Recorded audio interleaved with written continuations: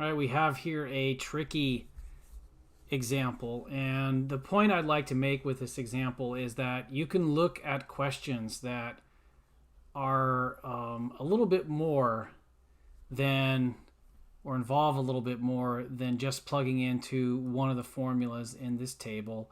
So I'm going to show how to do this one. But that being said, to a large extent, my expectations in this class is if you can identify the process and use a formula to answer a question that's not necessarily as tricky as this one. That's the kind of thing I'm looking for. So this could be a skippable example, perhaps, if you're not as interested in like tricky situations. The reason why this is tricky is because if we look at the question, it says determine the change in thermal energy of a monatomic ideal gas that expands from a volume of 1.5 meters cubed to 3 meters cubed at a constant pressure of 2 times 10 to the 5 Pascal. Well, it's asking for a change in thermal energy, which is not what the work W or the heat Q is. It's something else.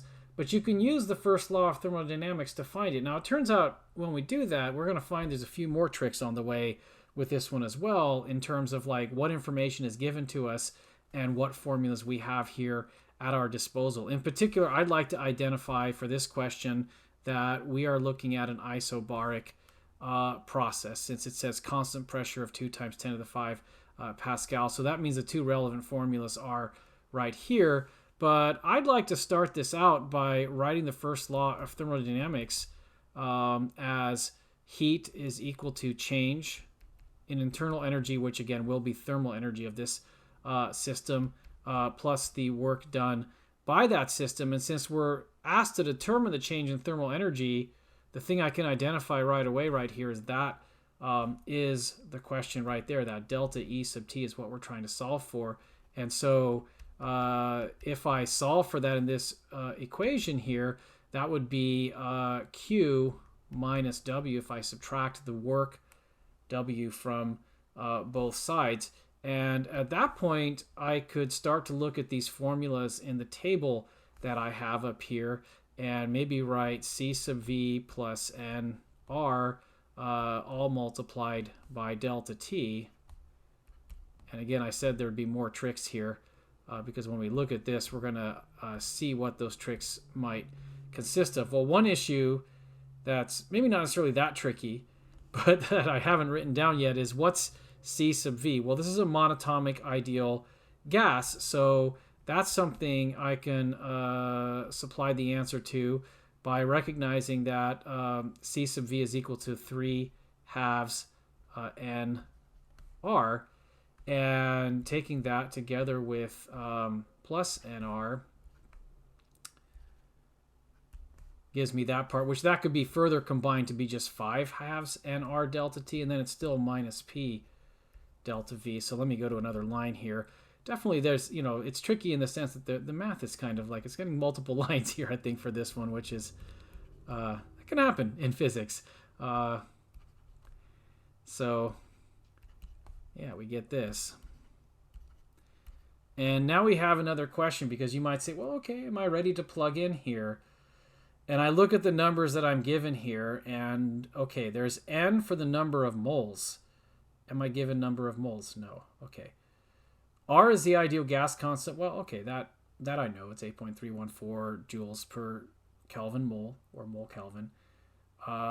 Delta T, change in temperature. Let me look back to that problem statement. I don't see a change in temperature there. So I have neither of these two, neither the N nor the delta T.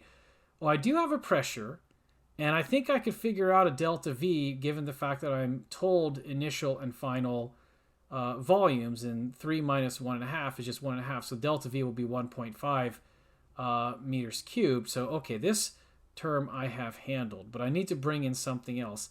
The thing that I'd like to bring in here, maybe I'm just going to go up into a little corner here to write something, is that if you have an isobaric process where it's pressure, you're looking at like maybe a pressure times a change in volume. That's this part at least, right? But think about the ideal gas law for a second. Normally, ideal gas law would be PV equals nRT, right? But if I'm saying, well, we're changing volume on one side because it's isobaric, and that corresponds to possibly something else changing, well, it's isobaric, so the one thing that doesn't change is pressure. the only thing that really can change is temperature. So maybe it would make sense that I could interpret the ideal gas law by saying if it's a change in volume on this side, the change that has to happen on the other side is the change in temperature. I basically just threw some deltas into the ideal gas law. I'm kind of hoping they stick. And it turns out this does work, by the way. You could probably prove it mathematically in more detail if you wanted to, but we're just going to use it.